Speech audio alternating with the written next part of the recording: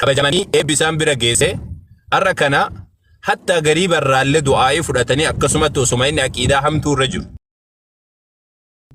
Osuma inni maal jedhu akkasumatti Rabbi subhaanahu wa ta'ala biyya keenyatti barakaa godhee hawaasni akkasii jiraachaatiin ture. Har'a kana ammoo zamana kana keessa aalimni ni arrabsamaa. Namni sheekaa tokko ijoolleen xixiqqoo yoo munshidallee taate nashiidaallee baaftee munaafiqni hundi gabbahee ijoollee nashiidaa baaftutti maqaa darasaadhaa itti moggaasaniitti darasaa jedhanii arrabsan. Gurbaa san arrabsuu barbaadanii osoo hin taane munshida sanii nama nashiidaa jedhu jechuun nama walaloo jedhu jechuudha arabeeffa. Nama walaloo jedhu san arrabsuu osoo hin taane nama sanitti maqaa darasummaadhaa moggaasanii darasaa arrabsuudha barbaadan san keessan. Ka barbaadan ammoo nama dogongoroidhaa fidaniiti maqaa sheekaatti maxxansanii maqaa sheekaatiin arrabsan. Ka isaan arrabsuu barbaadan nama wannaa sanii miti namticha saniidhaa miti. Ka isaan arrabsuu barbaadan namticha san osoo hin taane sheekotuma arrabsuu barbaadan. Sheekotuma waan jedhamu kan arrabsuu barbaadan.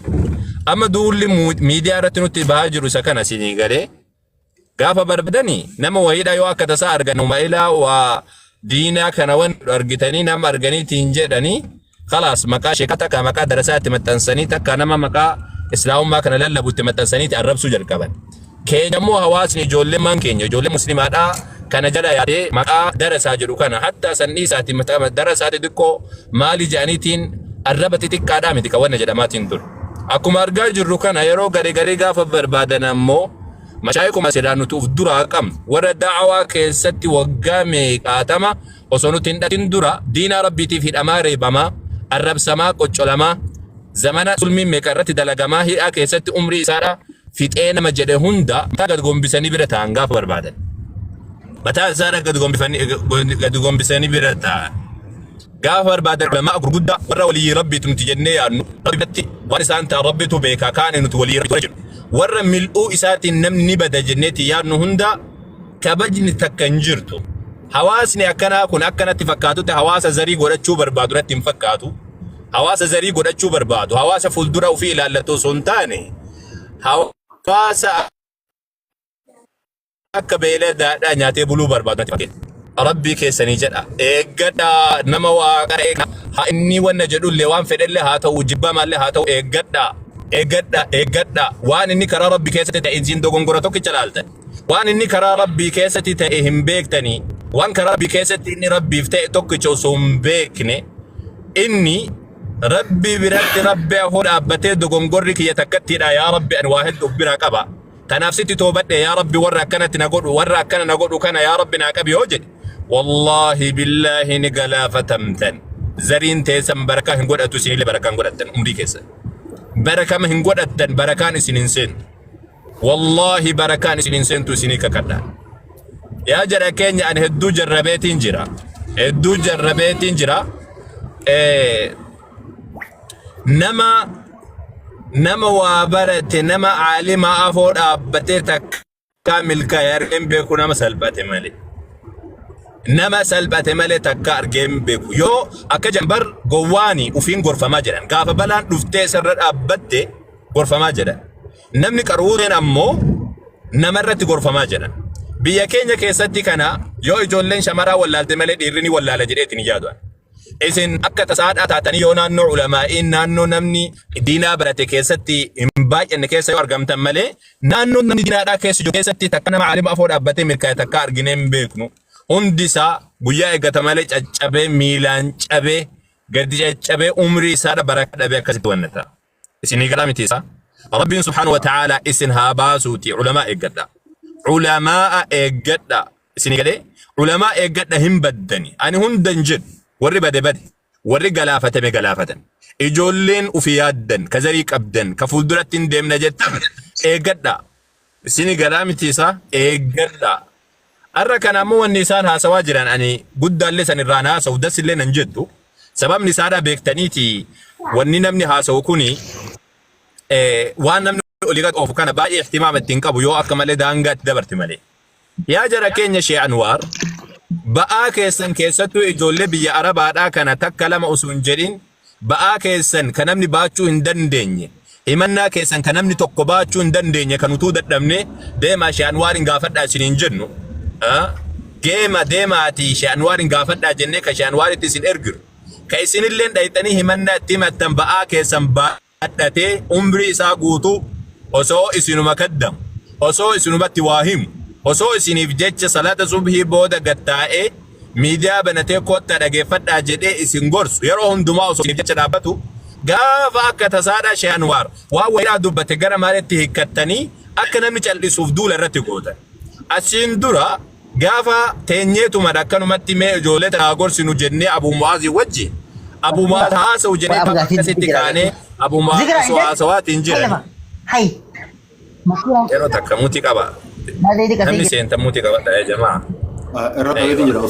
أبو معاذ سوات إنجيل جتشويدا دبتني جنان بيكتني أبو معاذ سوات إنجيل جتشويدا دبتني جنان أبو معاذ نو الرب سجتة جولين ميدو فيديو كتيرين أوليغا دياتي كون الربان كم مالي دات أبو معاذ نيجالي سيفتن ما تو هواس أكنا جرو كان وجنة أما سيري جالس الرب أبو معاذ كان جالس ويساتين إيه نتو ميدا ما مو يسنتو أبو معاذ تو ميدا أبو معاذ مال تيري جولي وفيدا قد فتشو دندا إسين يو إسين لولن يو إسين الرب سنيس إسين برسو دافي مالي نمني همين يتوكو إسين يادو هنجر جدو كان آية سورة نور كيس جرتو رب سبحانه وتعالى الخبيث بالخبيثين دبرتين فكون يرتون دبرتين أكسيرة ديما فكون أبدي رياض أفتاتي جدي رب دبتي جنان آتسان الرتد أبني شيئا وابدا ونس دبتي دولا في فوكتو دبرتي دانغا دبرتو دبرتي الربان دين دبرتي سوشال ميديا ندد بسيفتي وان دبرتو دا سنيد دبتا غورسني ددمنان نتو غورسني ددمنان سنغالي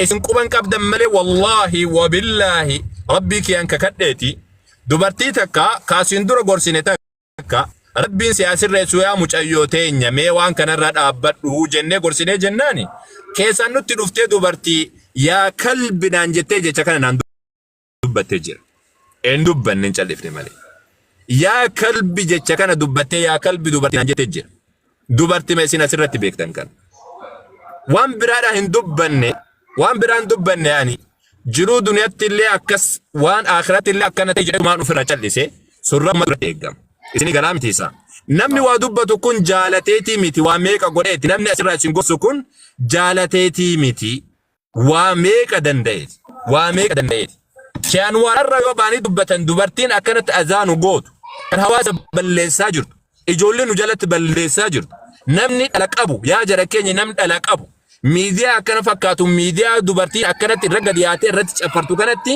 asirratti miidiyaa kanarratti ijoollee guddifatuun hin jaalatu namni kamillee jechuudha. Dubartoota kana gorsanii dadhabnaan garana qabnee garas qabnee ta'in gorsin hin jirtu hundasii gorsanii dadhabnaan shaan warga baanii dubartii akkanaadhaa tanniin dubartii baalagee dubartii rabbiin dubbate alkhabithaatu dubartii fokkattoota yartoota jedhee rabbiin dubbate sani ibsuudhaaf jecha dubartiin asirraa miidiyaa kanarraa dadhabne dulloota jedhanii dubbatan.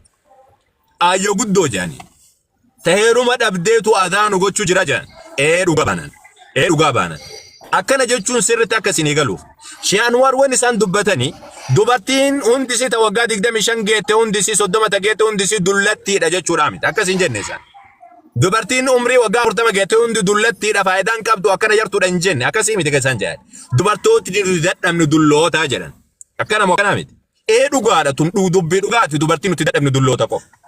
Kan nuti dadhabne dulloota dadhabne malee ijoollee qaxaleen dadhabne. Ijoollee qaxaleen yoo gorsan gorsa dhageessi yoo kootu jedhaniin hin dhageessi yoo xiqqoosi waa sodaachisanii jedhan sodaachuu dandeessi maatii ofiidhaa sodaatti gosa ofiidhaa sodaatti obboleessa ofii sodaatti abbaa ofii sodaatti saba ofiidhaa sodaatti safuu eeggatti ijoollee xixiqqoo osoo taate bar guyyaa tokkichaan gorsanii deebisuu danda'an. Arra kana ammoo ka gosan sodaan kan abbaan sodaan ka obboleessan sodaan ka waan tokkon sodaanne kunniin ammoo warra ilkaan cabsuu miti warra gaafa baaseedha kunniin. Isin galaa miti isa. Kunniin warra gaafa baaseedha isiniin jedha warra gaafa baasee dedeemti. Warra ana malee waan tokko natti seenuu hin danda'u ane. Hin dadhabne warra heeruma dhiisii asumar warri akkanaa kunniin isin ijoollee qaxaleedha jettaniin isa heeruma dhiiftee heerumii jennaan yeroo heerumii jennaan takkaleen heerumtu akkasuma teessee tuma miidiyaa kana rabbaasti. Sha'an warka dubbatan warra kanniin. Dubartiin hundi siidha baalageedhan jenne Shaanwar. Wanni isaan dubbatan dubartiin baalageen kunniin dulloota nu rakkisuu jira jaan.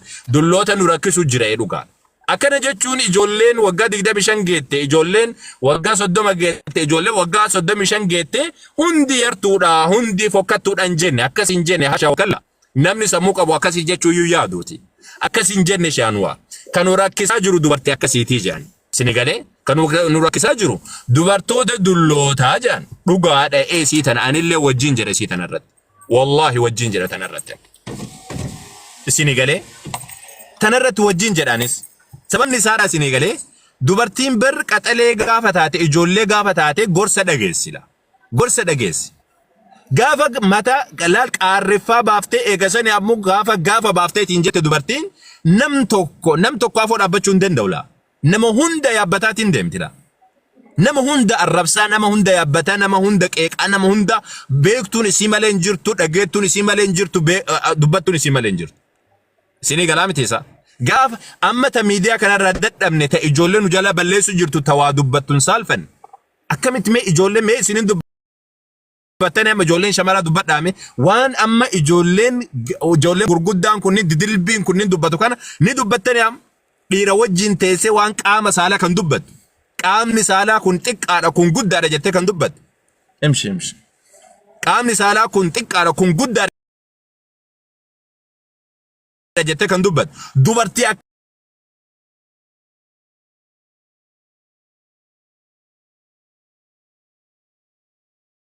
Waayu miti isinii galee jaalala kiyyatu si qabee jennaan akkana godhattaami yaa jira keenya gurguddaa kana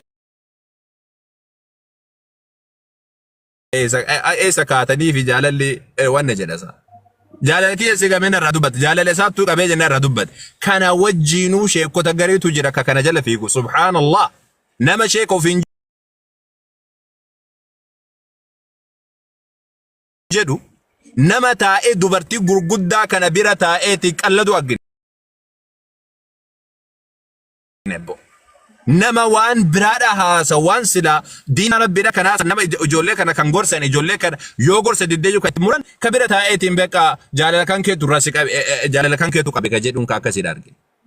Yaa jira keenya badii nuti itti jirru moo? Hawaasni keenya gara inni deemaa jiru moo?